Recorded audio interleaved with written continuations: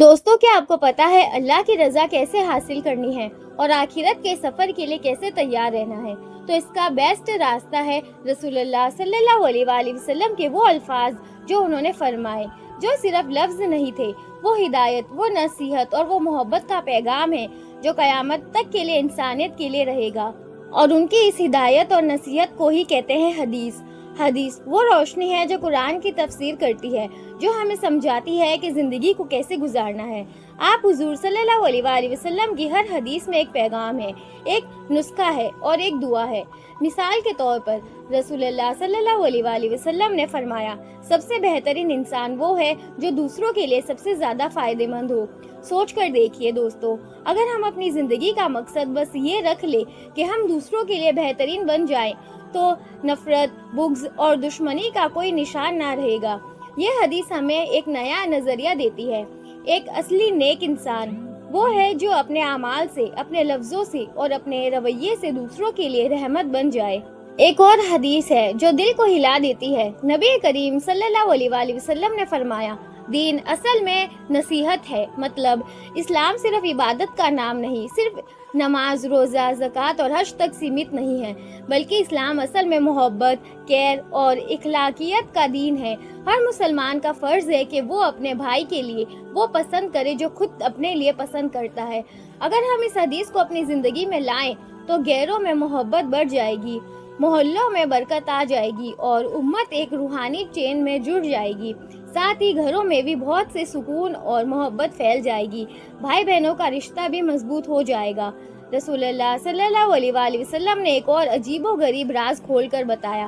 آپ نے فرمایا، جس نے اللہ اور آخری دن پر ایمان رکھا، وہ اس سے چاہیے کہ یا تو خیر کی بات کرے یا خاموش رہے۔ دوستو سوچئے ذرا، ہم اپنی زندگی کا کتنا حصہ فضول باتوں میں، غیبت میں، چگلی میں اور دوسروں کی برائی میں ضائع کر دیتے ہیں۔ لیکن نبی نے ہمیں بتایا کہ اخلاق کی بلندی کا نسخہ کیا ہے، کہ زبان کو صرف خیر کے لیے استعمال کرو، کیونکہ لفظ تلوار سے تیز ہوتے ہیں اور ایک لفظ انسان کے دل کو یا تو جوڑ دیتا ہے یا توڑ دیتا ہے، اور کسی انسان کے دل کو توڑنا خدا کے نزدیک بہت ہی ناپسندیدہ کام ہے۔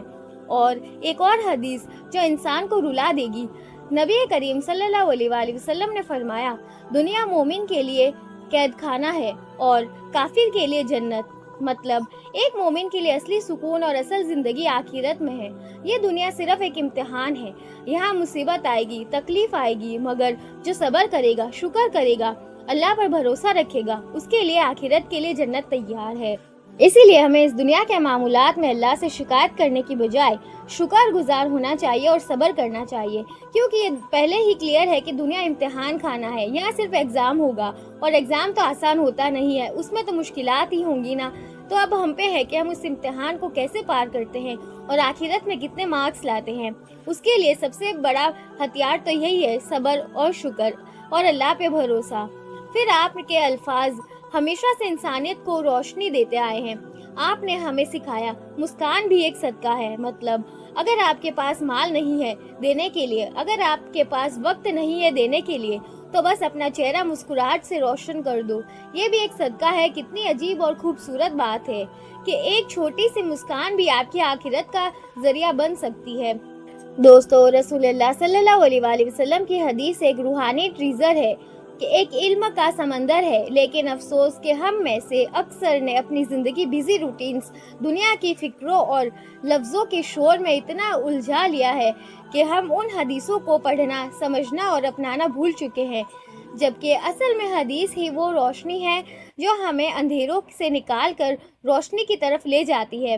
اس لیے آج سے ایک ارادہ کرتے رہیے، ہم روز کم سے کم ایک حدیث پڑھیں گے اور اس پر عمل کرنے کی کوشش کریں گے، ساتھ ہی اس کا ترجمہ سمجھیں گے اور اپنی زندگی میں ضرور اتاریں گے، کیونکہ نبی کی حدیث صرف کتاب کے پنے پر لکھے ہوئے الفاظ نہیں ہے، بلکہ اصل میں وہ ذریعہ ہے جن کے ذریعے ہم اللہ کے قریب ہو سکتے ہیں، ساتھ ہی اپنے نبی کی محبت بھی حاصل کر سکتے ہیں۔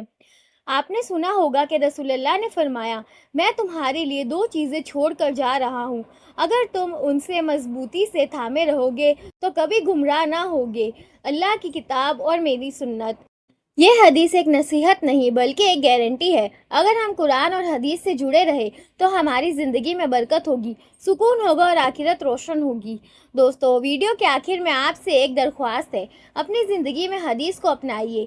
ہر دن ایک حدیث پڑھو، اسے شیئر کرو اور سب سے ضروری بات، اس پر عمل کرو، کیونکہ اصل علم وہ نہیں جو صرف کتاب میں ہو، اصل علم تو وہ ہے جو انسان کے اعمال میں نظر آئے۔